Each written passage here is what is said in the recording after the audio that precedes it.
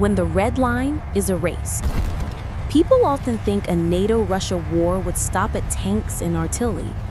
But what happens when Russia, the nation possessing the world's largest nuclear arsenal, decides to go all in with weapons the West has never faced? Tensions escalate to an uncontrollable level. This is considered the worst-case scenario in war simulations, a total war between NATO nations and Russia. Analysis of Russia's strength. Nuclear triad. Analysis of overwhelming strength. Russia possesses a nuclear triad: land-based missiles, submarines, strategic aircraft, with the ability to attack from all directions. This is a current superpower with a massive arsenal, ready for a scenario activating thousands of warheads simultaneously. New weapons. The Burevestnik, a nuclear-powered cruise missile with unlimited range, and Avangard, a hypersonic glide vehicle flying in space with unlimited time. How these weapons can penetrate NATO's missile shield. The use of renewable nuclear energy for missile engines helps them orbit the Earth multiple times before attacking, rendering early warning systems useless. Reaction of allies and adversaries. China is also continuously building its own nuclear arsenal. Scenario: in this war, China could seize the opportunity to assert its status or be forced to join the fight if the radioactive cloud threatens their territory. North Korea, as a nuclear-capable ally, could open a second front in the Pacific to disperse US/NATO forces, causing global chaos. Attack scale.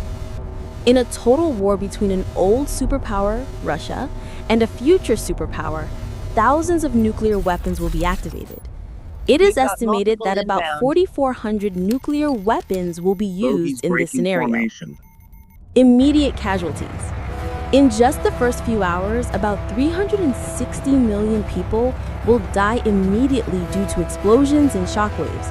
No event in human history compares to this level of destruction. It is like humanity dropping an asteroid on its own head. Unavoidable consequences. Nuclear winter. Mechanism of destruction. The explosion is not everything. Burning cities, forests, and fuel depots create massive firestorms. About 150 million tons of soot will be pushed straight into the stratosphere, blocking the sun. Global impact. Temperatures in mid-latitude regions where Russia, the US, and Europe are located will drop below freezing for many years, and agricultural production will collapse completely. Humanity's calorie production drops by 90%. The end. The collapse of civilization. Global famine. Not only those hit by bombs will die. Within 2 years following the NATO-Russia war, famine will kill about 5 billion people. In combatant countries like Russia, the US, and Europe, only a very small percentage of the population might survive. The only safe zone. Nations in the northern hemisphere, where nuclear-armed countries are located, will be destroyed. Slim chances of survival lie in the southern hemisphere, Australia, New Zealand, and Argentina, due to milder nuclear winter and fewer direct attacks. Conclusion. Message. Whether Russia has state-of-the-art weapons or NATO has modern shields, the final result of this war has no winner. Humanity will be pushed back to the Stone Age. Call to action. We must do everything possible to ensure nuclear war never happens. The year is 2026. Human history is about to be forever split in two, into everything that happened before today and the post-war apocalypse that follows. We have lived in an illusion of safety for nearly a century, but beneath the glittering facade of our megacities, undercurrents of hatred, resource wars, and geopolitical ambition have been boiling. From Washington to Beijing, from Moscow to Brussels, fingers are hovering over triggers. The world of 2026 is a room filled with gasoline fumes, waiting for a single spark. And that spark has arrived. It doesn't start with nuclear bombs. Not yet. It starts with silence. The red phone in the Oval Office rings, but no one answers. Diplomatic channels freeze. Global stock markets crash within hours, wiping out trillions of dollars in wealth. Trust, the only currency that keeps this world running, has evaporated. In the Taiwan Straits, a naval collision ignites the powder keg of the Pacific. Massive aircraft carriers, symbols of 20th century power, find themselves helpless against swarms of suicide drones descending like clouds of deadly locusts. Simultaneously on NATO's eastern flank, a harsh winter witnesses the return of tank columns rolling across the white snow. Geopolitical miscalculations have backed superpowers into a corner from which there is no retreat. One side believes they must attack to survive. The other believes they must retaliate to preserve the world's order. This is the most devastating conventional war in history. Satellites are shot down, turning Earth's orbit into a graveyard of metal debris. GPS is disabled. The internet is severed by submarines cutting fiber optic cables deep beneath the ocean floor. In the darkness of information, fear spreads faster than any virus. But the true tragedy lies in the stalemate. No side can achieve a decisive victory. Economies are exhausted. Supply chains snap, leaving supermarket shelves empty. Riots erupt in every capital.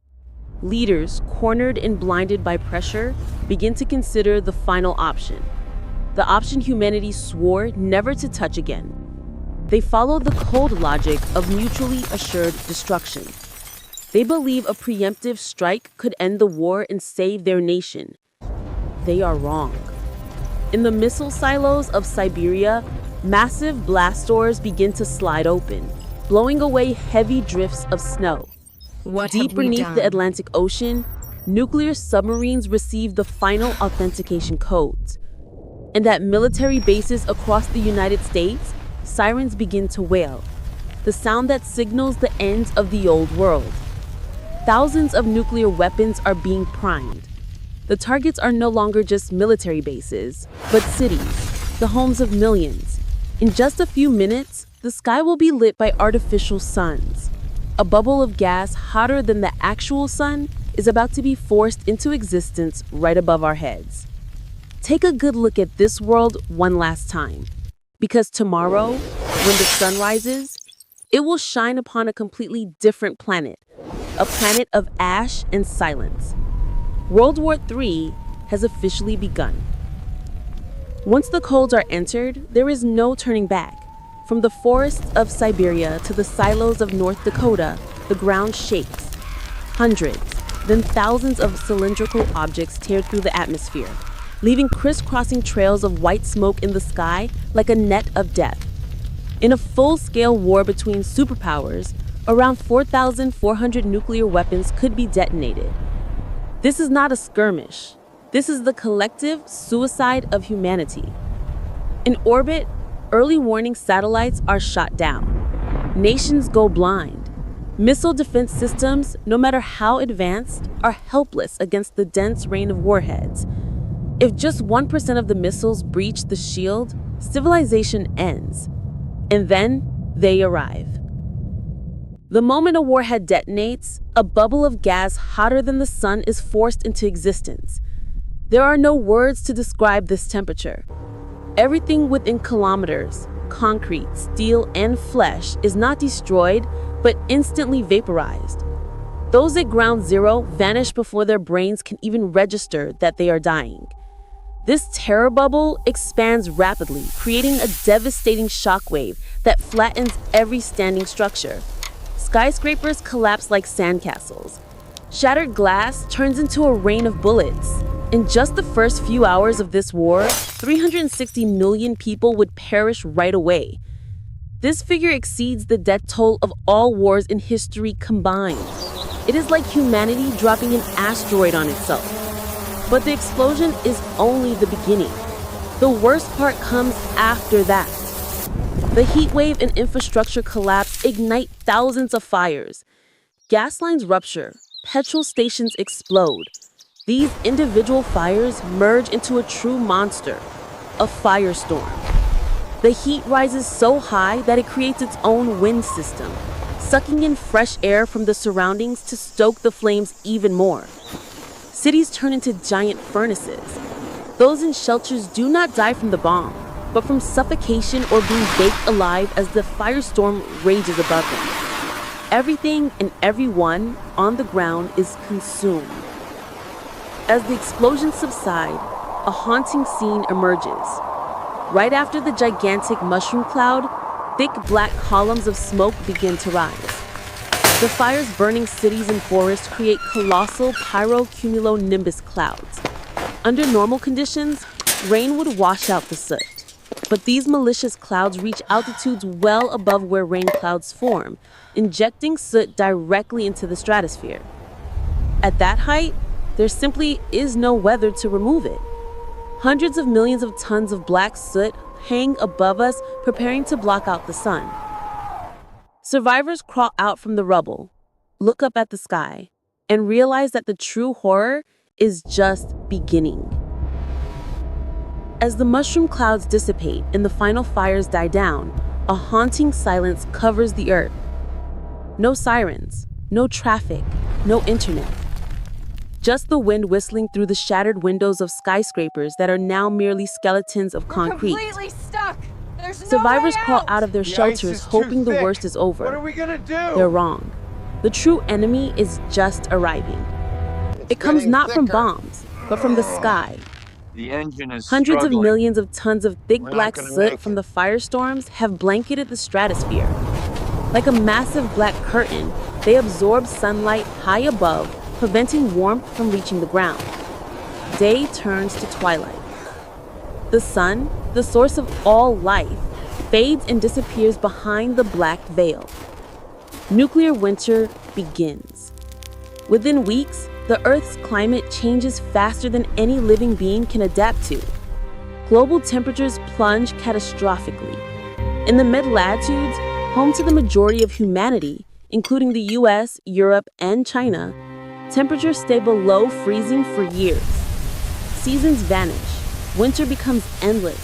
Summer is colder or gone altogether. Less evaporation from the oceans means rain disappears. Widespread drought combined with freezing cold creates a dead environment. But the cold won't kill as many people as the hunger. Our survival principle is simple. Our food lives on the sun. Without the sun, the food dies. Modern agriculture is a complex machine that relies on fuel, fertilizer, and pesticides to function. But after a nuclear war, Get back there. oil refineries Head 'em have up, burned girl. and ports are destroyed.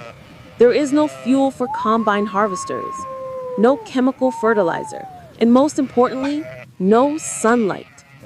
In the world's breadbaskets, ready for like the this? US Great Plains, Ukraine, don't think or so. China, crops wither and die in the field. Global food production Por favor, collapses señor. completely, dropping by Déjenos 90%. Estamos muy Humanity cansados. only has a few weeks of supply of stored food. When the stockpiles dry up, the cruel math begins. You take the total calories remaining and divide it by what a person needs to survive. The result is a tragedy. If you have more people than calories, death is inevitable.